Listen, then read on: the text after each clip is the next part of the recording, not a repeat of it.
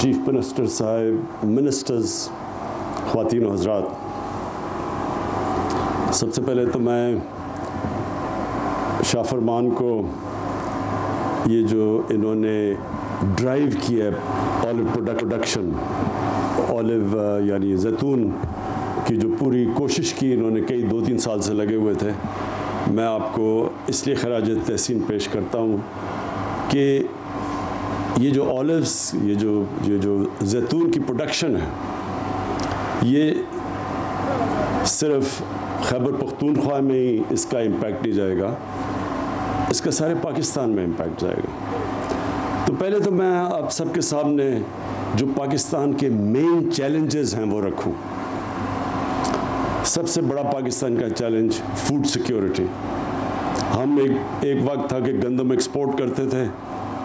ये पिछले 2 साल में पहले हमने कोई 30 लाख टन इंपोर्ट की, इस बारी इस साल 40 लाख टन गंदम हमने इंपोर्ट की, और उसी तरह चीनी का भी हमें इस बार इंपोर्ट करनी पड़ी।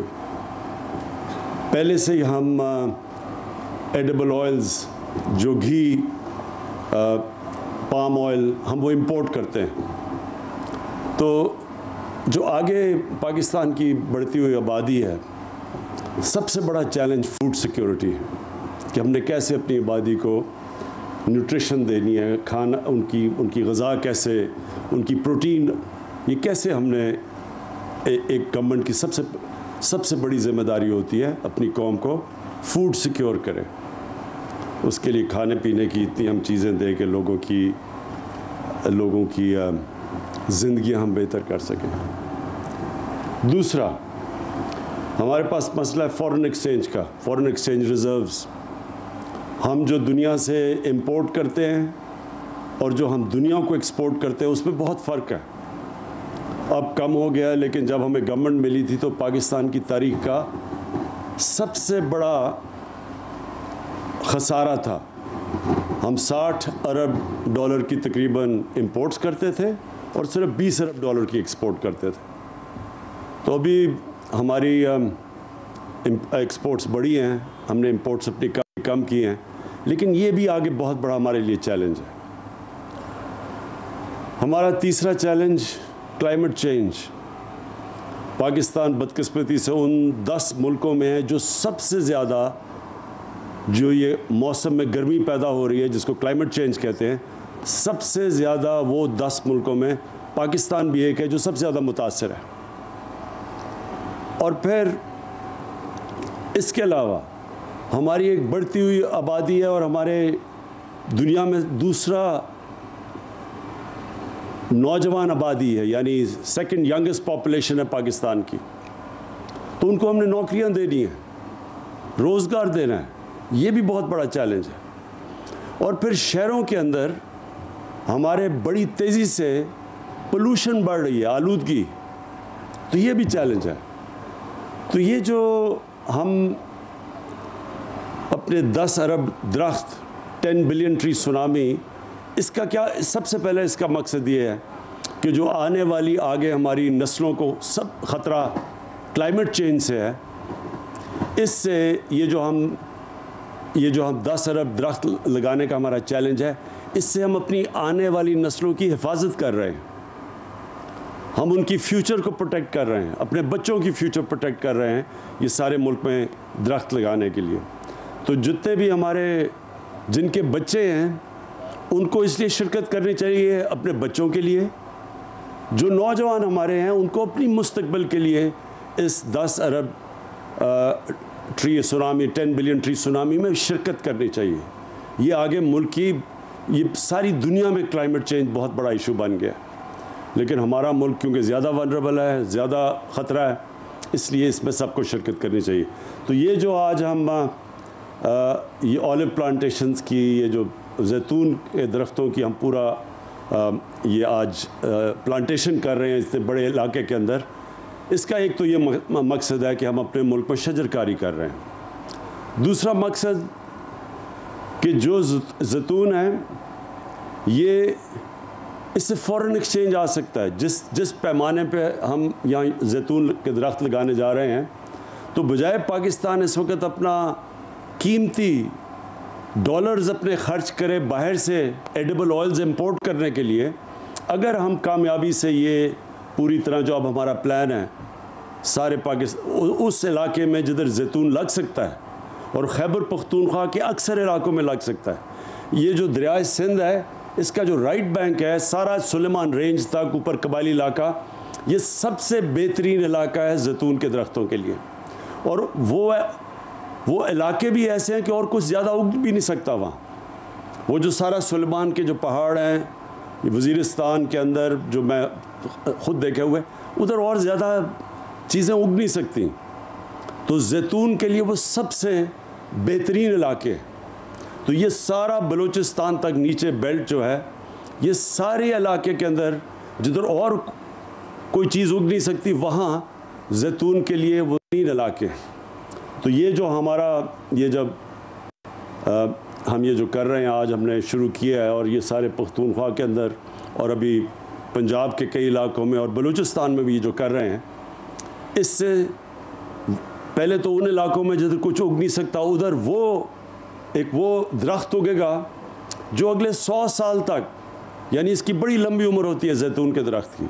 तो ये हमेशा के लिए हमारे आने वाली नस्लों के लिए ये एक ऐसी चीज़ बन जाएगी, क्योंकि इसका जैतून तो दुनिया में हम एक्सपोर्ट भी कर सकते हैं, इसके बड़े फ़ायदे भी हैं। ये बेहतरीन कुकिंग ऑयल है, इसके कुरान शरीफ में इसका ज़िक्र है जैतून का। तो इसके वो फ़ायदे हैं जो कि अभी तक हमारा अल्लाह ने हमें इतनी नेमतें दी, इस मुल्क में इतनी 12 मौसम दिए, लेकिन हमने फ़ायदा नहीं उनका उठाया। तो ये उसका अगला स्टेप है। फिर रोज़गार, ये जो शाह फरमान ने बात की, इन इलाके में हम नौजवानों को उनके साथ मिलकर रोज़गार दे सकते हैं। हम ये जो इसकी प्रोसेस के अंदर बड़े नौजवानों को नौकरियां मिल सकती हैं। ये जो इलाके हैं जैतून के, इन्हीं नौजवानों को हम इनके साथ बिज़नेस भी मॉडल कर सकते हैं, इनको निगहबान बना सकते हैं। जिस तरह के बिलियन ट्री सुनामी में उन इलाकों से हम लोगों को लेते हैं, वो पहले उसी इलाके के होते हैं, पहाड़ी इलाके के, फिर वो अपने दरख्त भी बचाते हैं, उनको पैसे भी मिलते हैं, नर्सरीज़ भी उगाते हैं। तो इससे एक पूरा एक रोज़गार का सिस्टम बन जाएगा नौजवानों के लिए। और जो हमारे लिए बड़ा इम्पॉर्टेंट है कि हमारा डॉलर बचेंगे, हम इसको एक्सपोर्ट करेंगे। हम बजाय एडिबल ऑयल इंपोर्ट करने के हम बल्कि एक्सपोर्ट कर सकते हैं। हम तो जो हमने ये पोटेंशियल देखा पाकिस्तान का, स्पेन में बहुत ज़्यादा वो जैतून का तेल एक्सपोर्ट करते हैं, तो हमारा तो स्पेन से भी ज़्यादा पोटेंशियल है। हम तो दुनिया के टॉप एक्सपोर्टर बन सकते हैं जैतून का।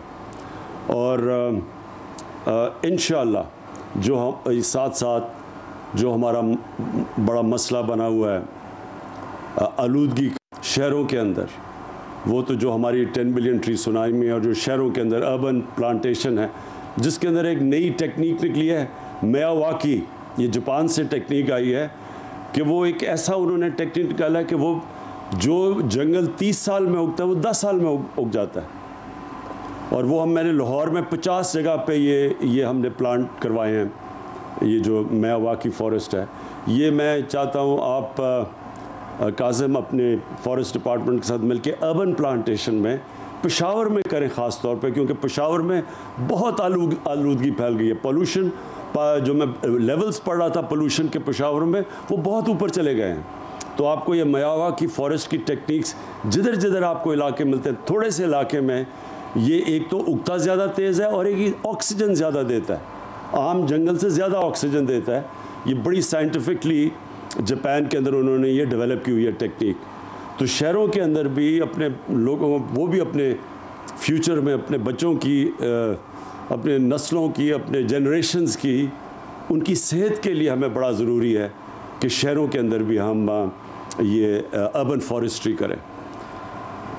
तो मैं फिर से एंड में आपको शाह फरमान खराज तहसीन पेश करता हूँ, क्योंकि आपने ड्राइव किया ये सारी ऑलिव ट्री प्लांटेशन, ये जो ड्राइव है ये आपकी तरफ से थी, ये बड़ी ज़बरदस्त है। और अब हमारा सारा जो पाकिस्तान में जो हम 10 बिलियन ट्री सुनामी करें उसका हम हिस्सा बना लेंगे।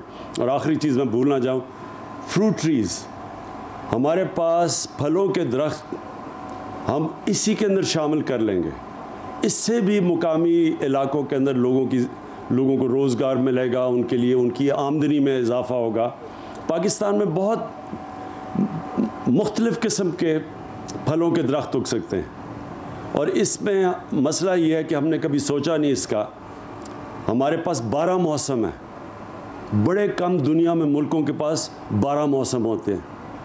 हम ऊपर से जो सबसे ऊंचे पहाड़ से हम जब समुद्र तक जाते हैं तो मुख्तलिफ़ क्लाइमेटिक जोन्स हैं, और इनके अंदर मुख्तलिफ़ हम वो दरख्त उगा सकते हैं जिस तरह ऑलिव वैल्यू एडेड इसको कहते हैं। इस दरख्त से बहुत फ़ायदा हो सकता है बनिस्बत उसी इलाके के अंदर अगर आप मसलन गंदम उगा दें और उधर ही आप ये ऑलिव उगा दें, या एक एवोकाडो दरख्त है, उसका इतना ज़्यादा जितना उससे फ़ायदा होता है, यानी वो जो एवोकाडो के दरख्त अगर उतनी इलाके में लगा दें तो उसकी लाखों रुपए ज़्यादा की आमदनी है 6 महीने की, साल की जब उगता है।